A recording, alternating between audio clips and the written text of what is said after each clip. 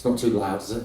We okay? Yeah, I can manage it. Okay, yeah, my name's Justin McArdle. I'm the CEO of a company in Fremantle called Framelabs, and this is Raewyn Hill, who's the amazing creative director, artistic director of Co3.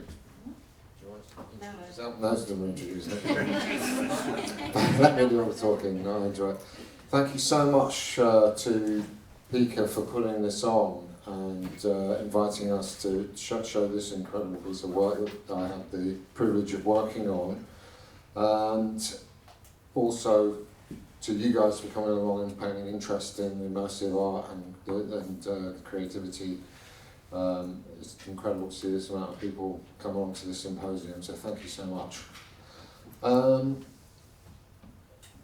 What we're going to do, how we're going to run things, just to talk you through a bit about our presentation, is we'll intro the project and talk a bit about the genesis of how it came to be, which was amazing in itself. And then we're going to actually show the work in real time, and we're going to ask someone from the audience to participate in that process so they'll actually get to experience it. And Raewyn's going to talk a little bit about the work in real time and riff on that, improvise, yeah, which is what it's all about. And then we'll dig a bit into the process, a bit of the background, the process and the outcomes from the project and the learnings. And then we want to open it up to you guys to ask us questions, because we want you to get a lot out of our learnings and our knowledge. So make sure that you have some questions to ask us, because we'll open it up to the floor afterwards. A bit about my background. I originally came from a film, television type of background, but was always fascinated by the idea of virtual reality, in particular, putting on the headset and transporting yourself. So much so that when I was still at school, just at 16, there was one of the leading VR companies in my hometown in the UK called Virtuality. I went and knocked on the door and got a work experience there, sweeping the floor to be around it. At the time, there was these headsets that weighed about 5 kilos, and the frame rate was like 15 frames a second, and you'd have magnetic positioning and it would make you feel sick, but the seed was planted, and I was just waiting for, like all of us, when it became a real thing, which is, I can't believe I have to pinch myself now that it's there. So with Raewyn, do you want to talk a bit about you don't need any introduction, you're famous, yeah. Okay. Dances are silent, yeah, let me do the talking. So, the inside, how it came about. It came about because I got invited to go and see some of Raewyn's work at WAPA, what you did with this third year students, correct? And it was just after COVID, or just before COVID, or during, actually, I think it might have been actually during I saw that work. And I was so moved by the performance and the work that I said, I've got to do something with this person. I have to work with them in some way. So I hounded Raewyn and hassled Co3 and said, there's got to be something we can do, an opportunity will arise. And that will be a big lesson to you guys as artists, is hustling, and just going for it, goes a long way. So eventually I ground them down, and they agreed to devise something, and an opportunity was born. I think they had a pot of cash and said, let's go for it. And that's how we then went towards the journey of the inside, which was originally, the idea was, there was a project called The Zone, which, you can talk a bit about that, and I'll click on to the next slide. Yeah, so I'm a big picture person, so details for me are very tricky.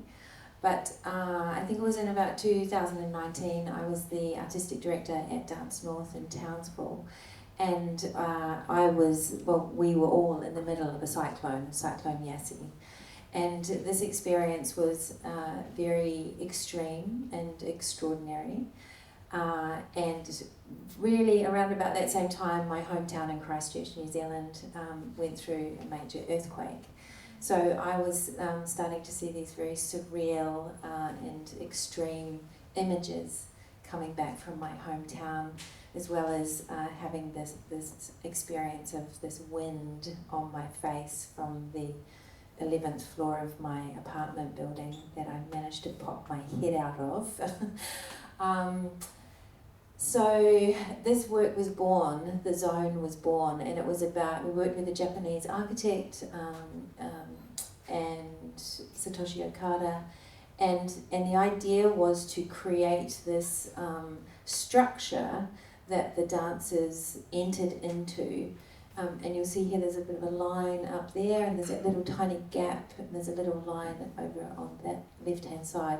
So they were the only three ways that they could enter into the space and exit out of the space.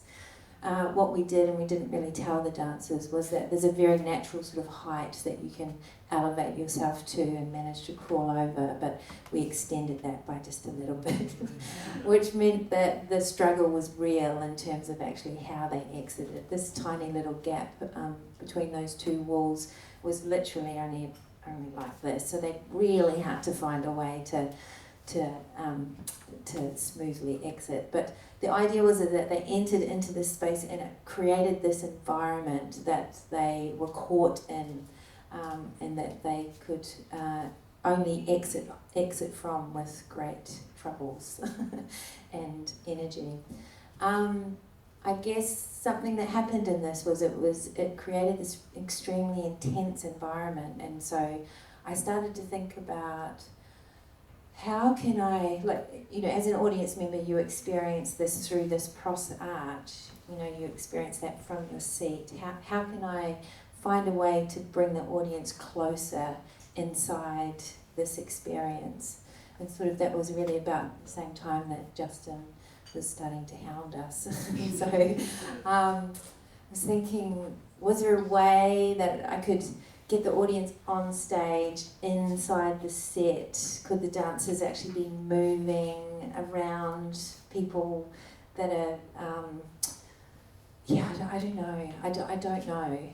And I still sort of don't know, and I think that was part of the process. The very challenging and inspiring part of the process was that it challenged me on every level, because there was so much that I didn't know about the possibilities of technology, because my whole life has just been in the human.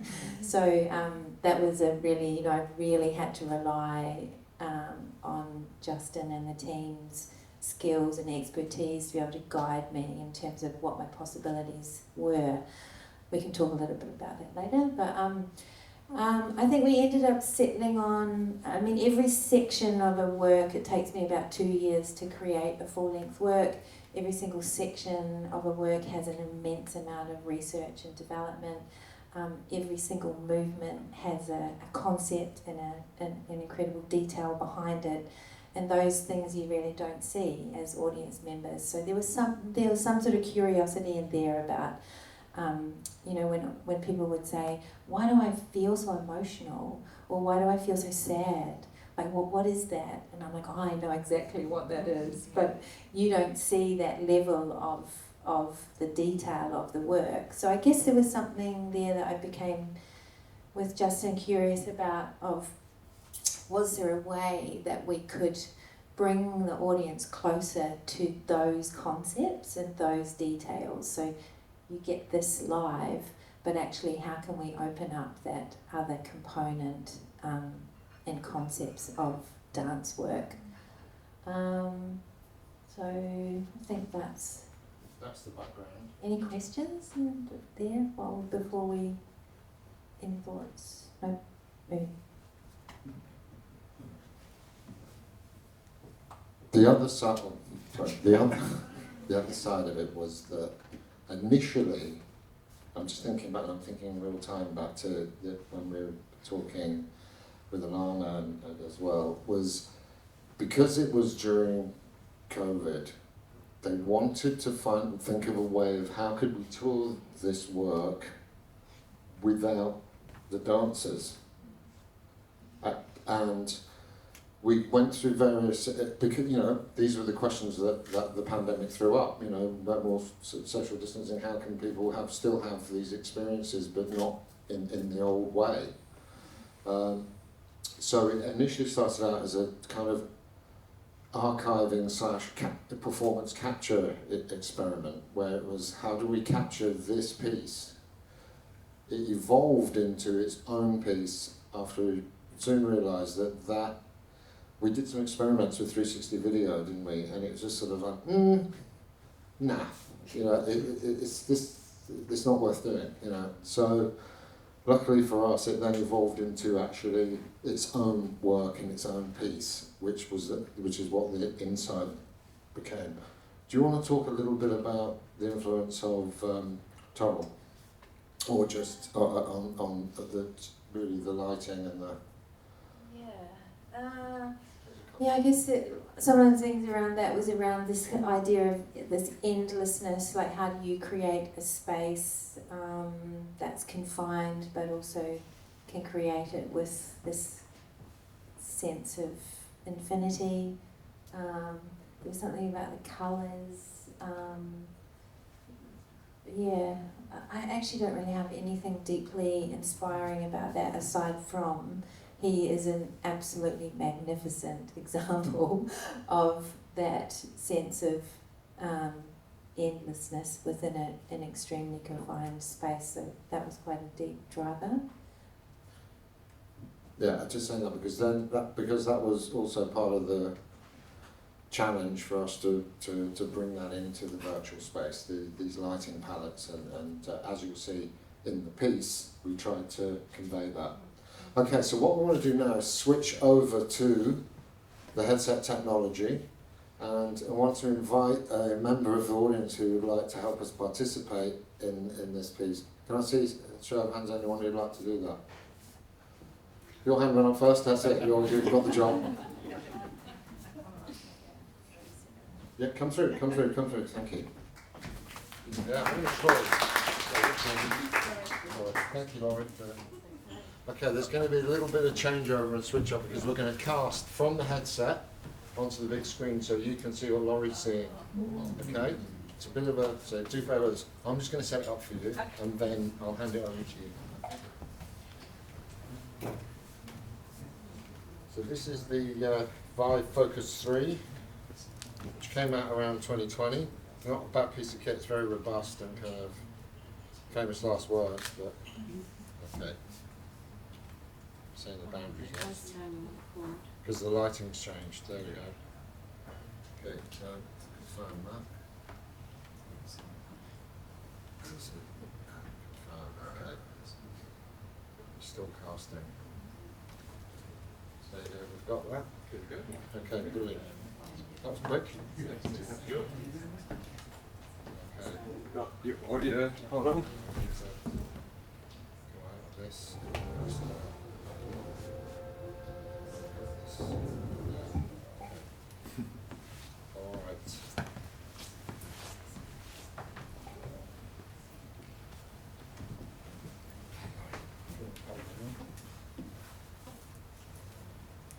that comfortable? Yeah.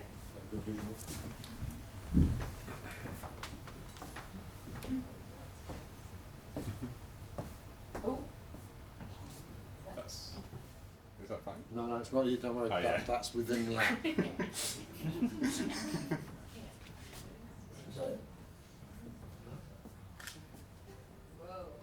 So it's kind of, it is a kind of experiential sort of, there's no agency in it, Laurie. So you're just, if you keep a relatively straight view. So as you can see here, this is how we've interpreted the zone set into the virtual space, including, I mean, can you see the kind of similarity, how we, so already we're sort of like recreating that experience of taking the audience member inside and to step inside the zone. Yeah, I think the other thing is that this this is actually inside. I don't know how I say that. Inside, or inside. So there's the actual set, right, which is constructed, and then you enter into that set. So you walk into that set, and then you put your headsets on.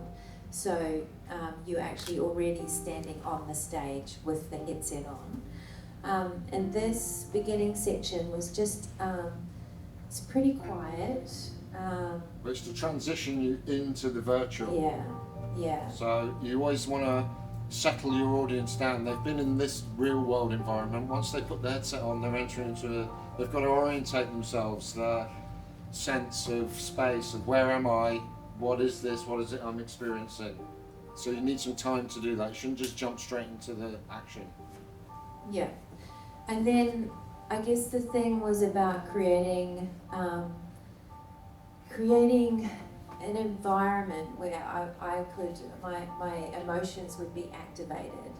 So then what I was looking at from the outside of this was how people moved, how they reacted to what they were actually looking at and feeling and embodying. So if you can get a sense there, those walls are actually closing in. So if you're inside that headset, those walls are becoming tighter and tighter and tighter on you.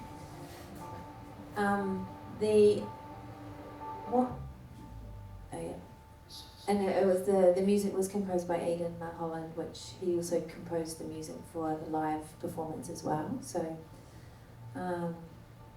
then we just very gently allowed them to enter into this first world, which is, Justin will talk a little bit about this because it's absolutely amazing, but this is actually St. George's Terrace. And so what we wanted to do was put you in a place which was kind of familiar but not really. Like there's sort of a few little landmarks in there that you could be like, oh, actually I think I've been here before, but it's not really that obvious.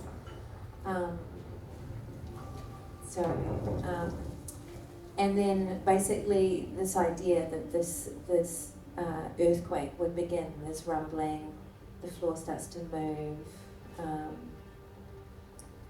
the buildings start to become dislodged and literally start to crumble around you.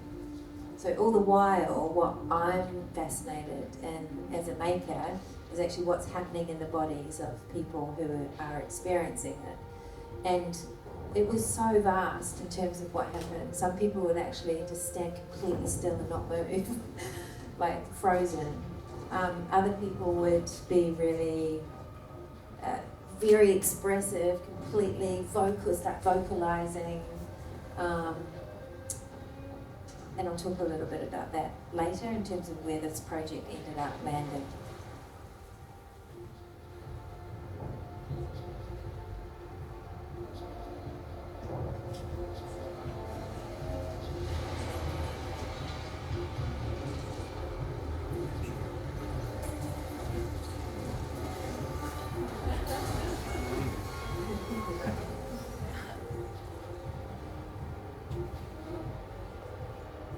So then this is just the transition, and we'll stop at this, but basically that world crumbled and you're engulfed in smoke, which then transitions us to our next world. So should we just see the beginning of the next world, and then we'll just hold fire, because this is actually quite a beautiful transition. It's something a lot more calmer for. This tunnel's actually taken from a model of the Trans-Perth airport. That filled up with water. That slowly fills up with water, drowns you. But no, we won't do that to you. Thank you, Laurie. Thank you. That was amazing. Thank you.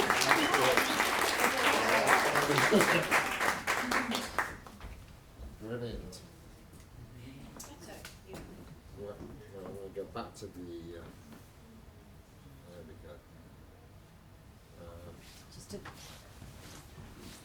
Gotcha. I'm not. I'm a Windows. No. Google Slides.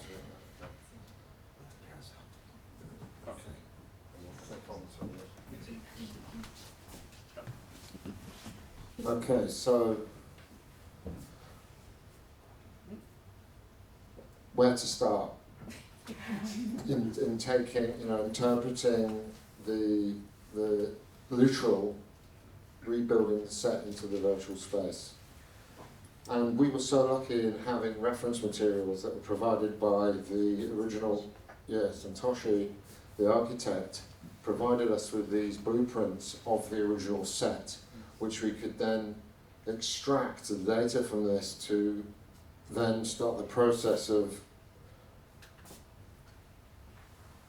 So yeah, these are more blueprints of the original set, and then our incredibly talented 3D modeler, not me, started with a very kind of rudimentary interpretation to start thinking about scale, because one of the things that gets lost in translation between reality and virtual reality is the way that the headsets and the technology distorts scale. So what we found was, even though if we followed the exact dimensions of the original set, it would come up small. You would feel big in this stage space, even though in reality you felt kind of dwarfed by it. So it's the importance of understanding how you can play with scale. How do you want the audience member to feel when they're in that set? Do you want them to feel small? Do you want them to feel engulfed? Or do you want them to have larger than life presence? The other thing I wanted to talk about was the tools that we use for this, which is the ones we recommend you guys as artists get to know for 3D modeling is Blender. A lot of you get a lot of talk of 3ds Max and Maya and all the rest of it. Unless you've got thousands of dollars or you use a crack copy. So a lot of those nods there. Blender is just as good, if not better, and it's free. It's open source and you can contribute to it. So we recommend that. Our studio, professional studio, we use Blender. We have a lot of interns and students come through, and they're all working on 3ds Max because that's the tool that Autodesk is pushing to the education sector. We said to them, you need to learn Blender to come and work with us. So all these models, everything you see was built in Blender. Here's another shot from a different angle. So that cube is a 1 meter square cube. So you can start to get a start playing around with understanding the scale of the piece.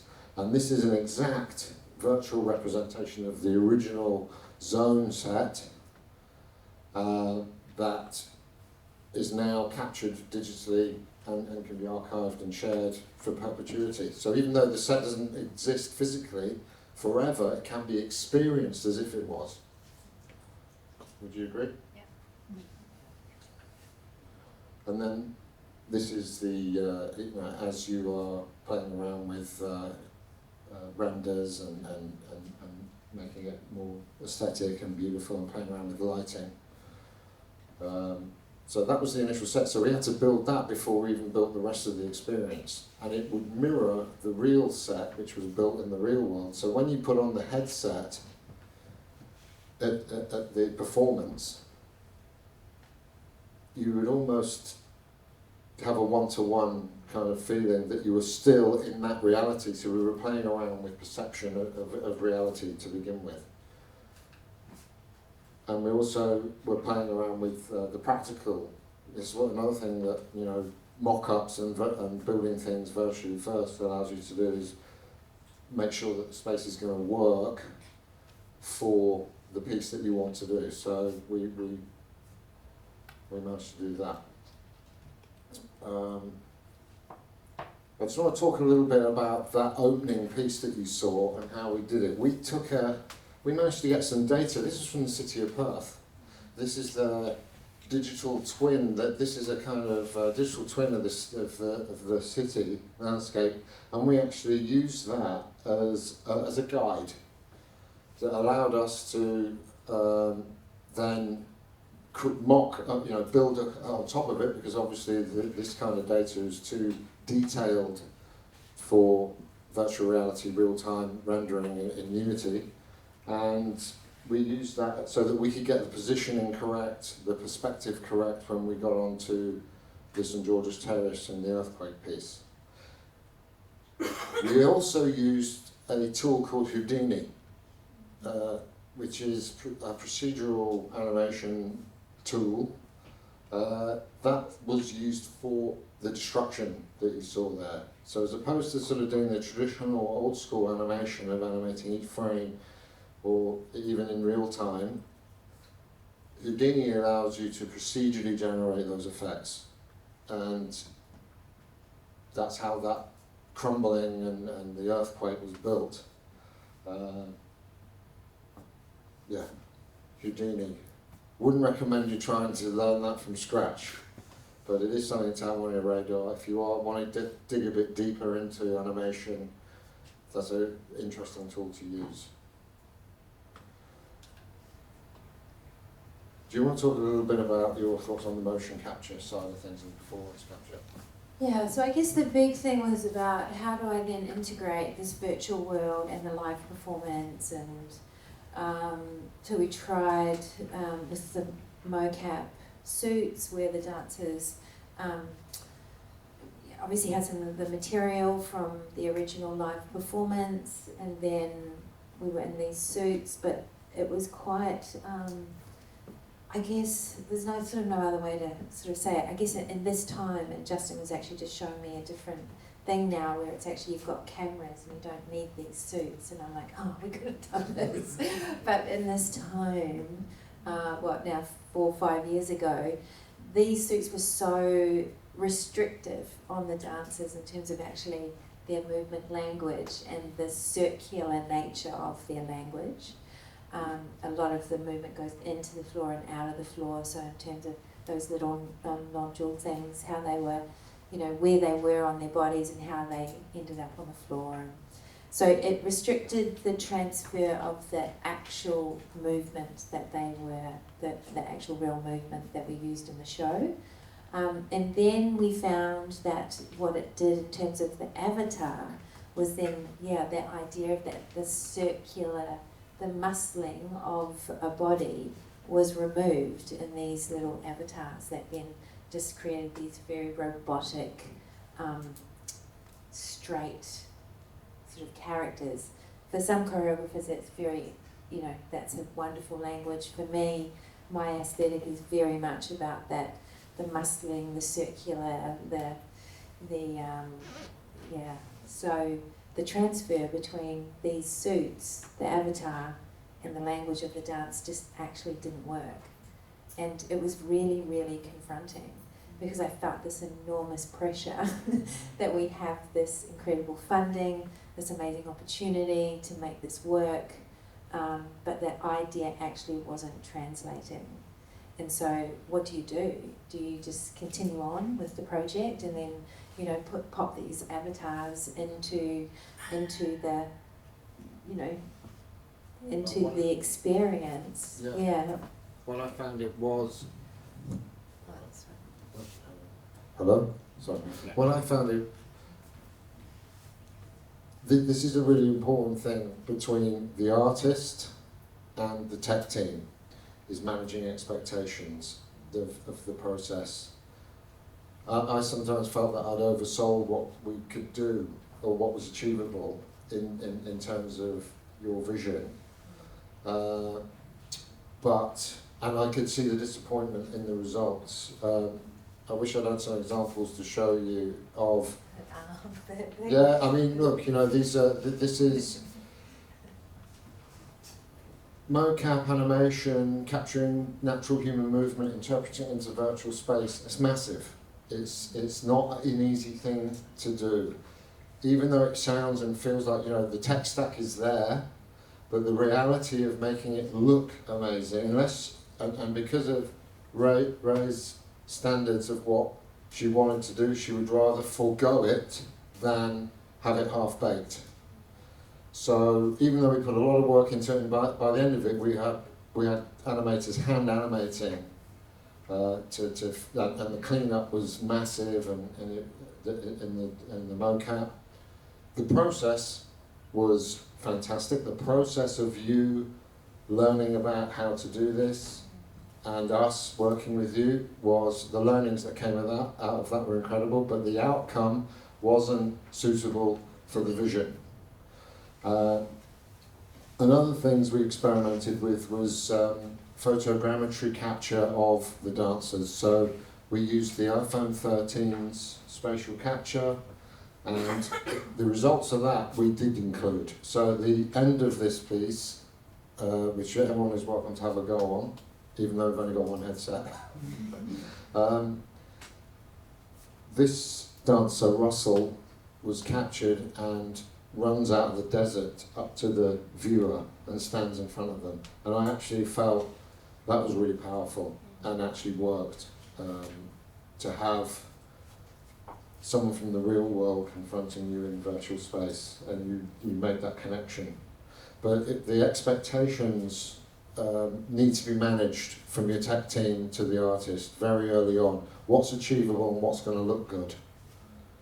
Another thing I'll mention is the sound design and music on this project was impeccable. Josh Hogan is a renowned sound designer who worked across a lot of arts and film and television projects. He handled the sound design, which brought that earthquake scene and the other scenes to a visceral experience. The music plucked emotion from you, which was at times it brought me to tears. It was so powerful. So the blend of those two things. Great sound design can make your visuals look better. You know, that's one of the old tropes that the sound design guys say, and it's so true. Yeah, we were very lucky to have that. So those outcomes were fantastic. Just conscious of time here.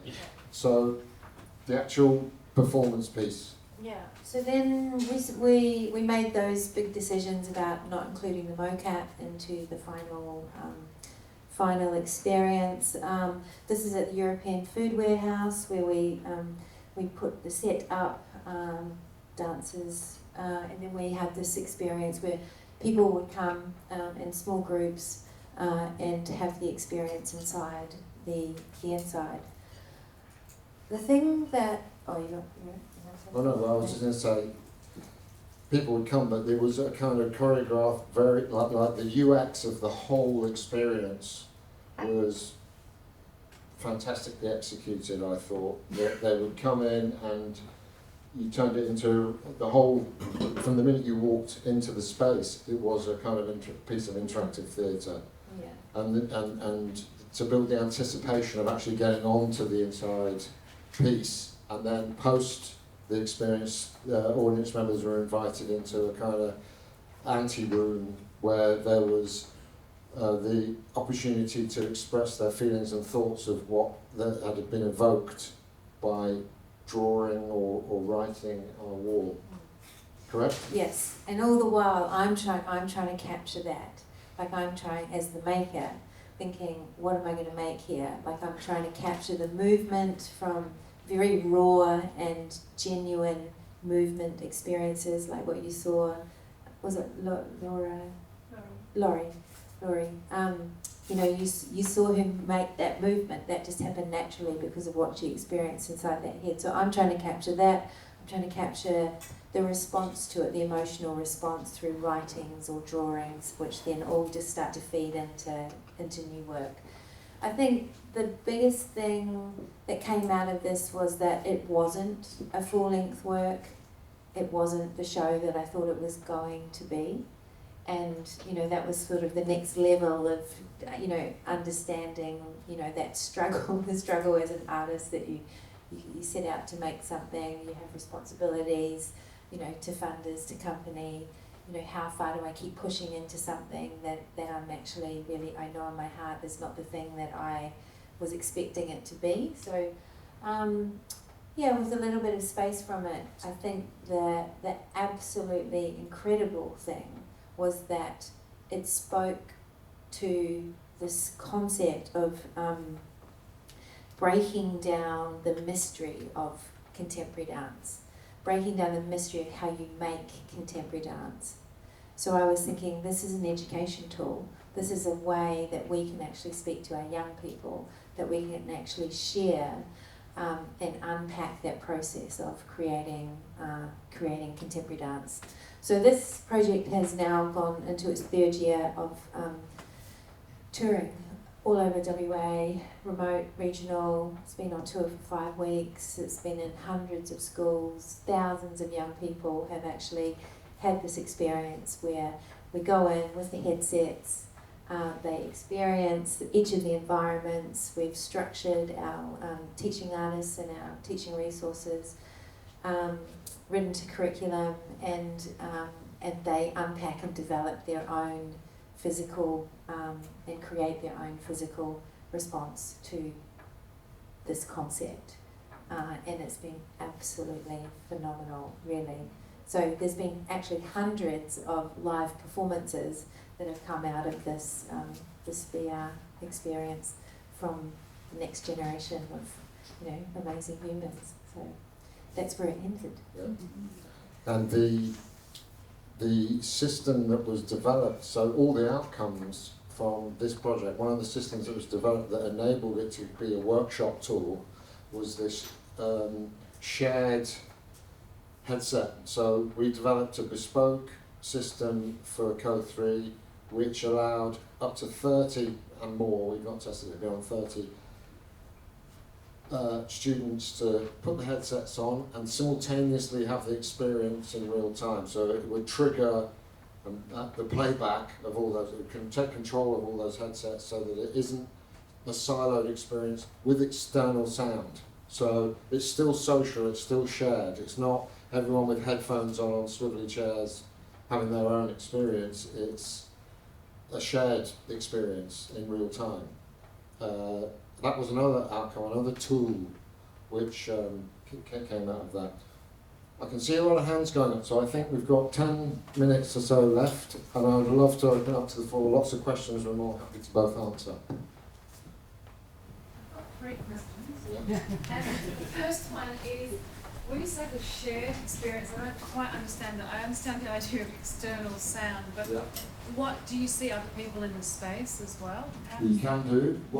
Currently, what it is normally these headsets are standalone, yeah? They're their own contained thing.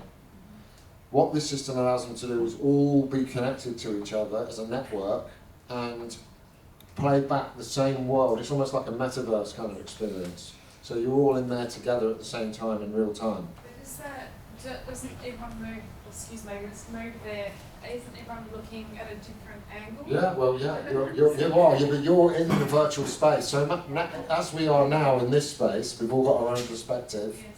You're looking at me, I'm looking at you. Yeah. So with our system in the virtual space, the headsets are networked up, and if I walk over here, I have my perspective of the set, and you have your perspective of the set, but we're having that at the same time. Yeah. And it's really interesting when Sorry. Okay, I think so. Where you are in the sequence of the story or the moment, but you're just in a different part of You're a the different space. part of the actual physical space. Sorry.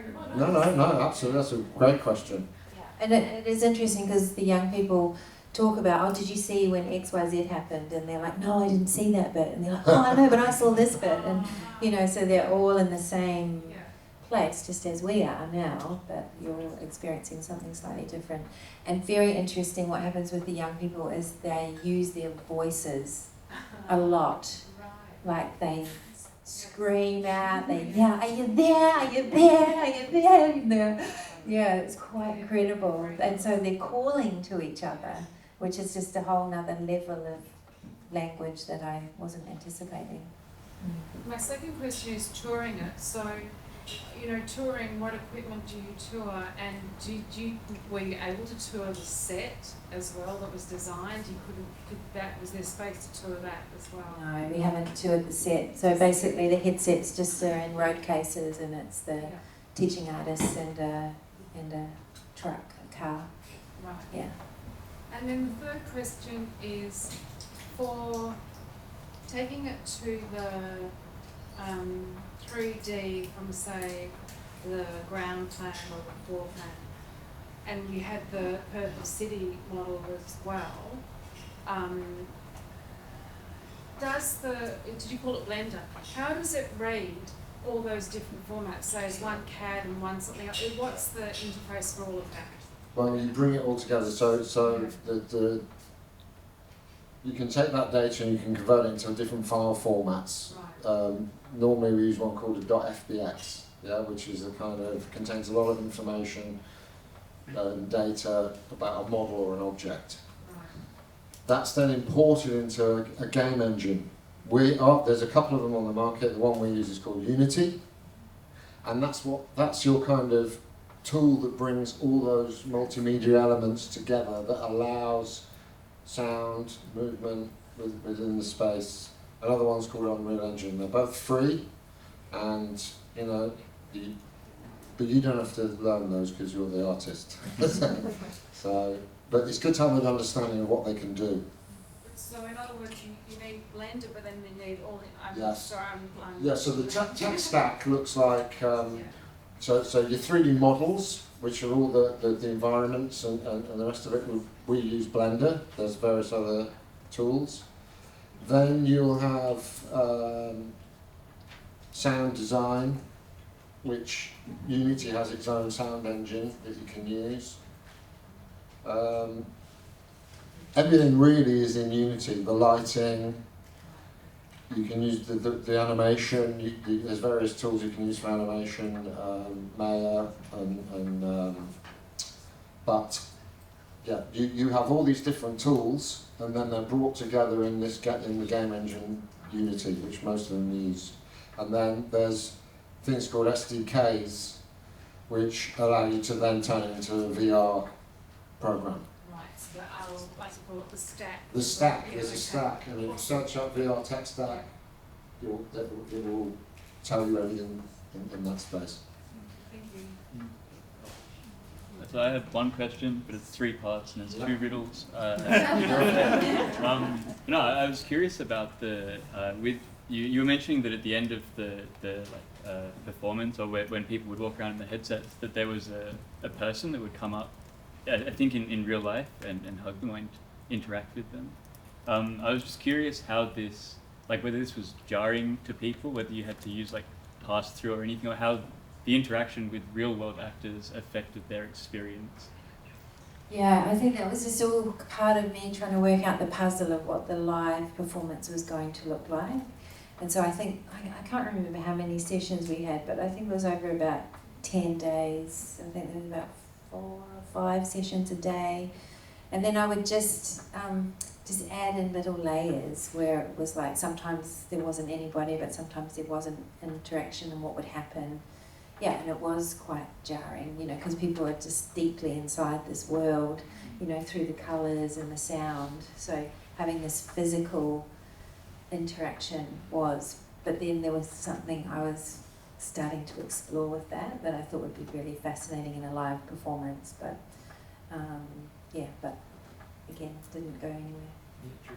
It was just out of the blue. It wasn't as though there was something on screen, something coming towards you. It was just almost like being woken up from a dream. No, so I had dancers in a space, when we were just trialling the idea. So you'd come in, put your headset in, you'd be in the experience. So then my dancers were in there, and I'd be saying, okay, interact with that person there and that way, sort of da-da-da. Yeah. I think there's a work in that. I do think there's some, or maybe an installation. Well, a at one live point, installation somewhere, Hannah. Some of the mad ideas that Raewyn had were technically solvable. They were creative ideas, technically solvable, but you required the most bleeding edge Yeah. motion capture with positional, you know, it was like, whoa, geospatial, okay, we could do this, we can solve this, but it's huge, you know, kind of to implement. So you have to be realistic about what is achievable as well, you know, that's another thing, and going back to managing expectations. And sometimes some of the simplest things are the most powerful. Don't just feel, you know, a black screen with amazing sound design can be incredibly powerful. Look at the work of Zone of Interest with Jonathan Glazer. It starts with just a black screen for the first 5 minutes and sound, and which creates trauma and feeling or whatever. So. I just want to say I'm a huge Trekkie, and I watch a lot of Star Trek. Voyager is my favorite, and there's one episode in there where they go to a planet and they experience like this really horrific time to like increase the idea of like, I wish we could download the experience of our ancestors to learn from the mistakes, and this work kind of reminds me of that, so I really recommend you watch it. It's a really awesome. Yeah, it's a Star Trek Voyager in general, 7 seasons, like but it just really reminds me of your work, so I thought maybe I just would like to recommend it, and thanks so much for the presentation as well. Hello. Thanks. So are you guys working with spatial sound as part of what you do? So like maybe a surround sound system in the performance space, or head tracking for people with headphones on? If you have it as a solo experience, we can do the spatial sound to your head movements, so that it's positional in that space. But in the actual environment, we had a 7.1 surround sound. Yeah. So because everybody's obviously within that space. So as the building, for example, is coming down, did you have that hand Correct. to that position in the room also? Yeah, there was a starting position which was front facing, if you will, and then everything is orientated around that position. So we forced everyone to start the experience facing the same way, so that the positional sound is correct from the starting point of the piece. These days, when you're doing motion capture, are you still using the Rococo suits, or are you moved to video-based motion I was capture? just talking to Raewyn about this over lunch.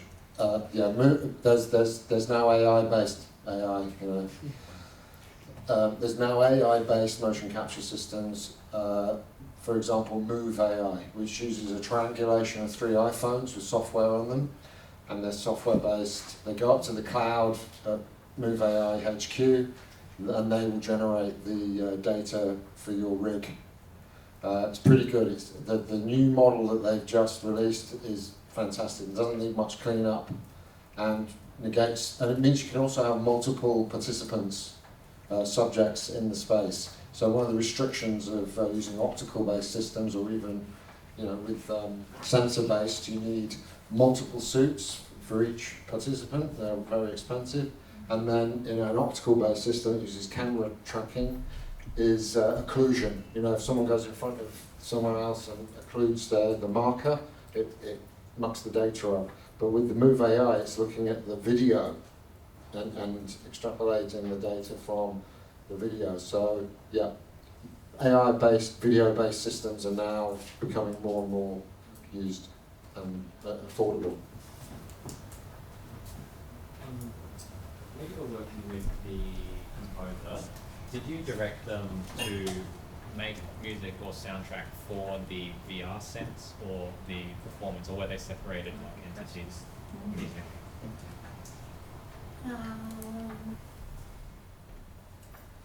No, it was for, I'm just trying to think. So Eden and I worked together a lot for years and years and years, so we have a language already. And it was created to the visuals and my script, which as a choreographer is something that I don't usually have. And I had to have this before I'd made anything. Yes.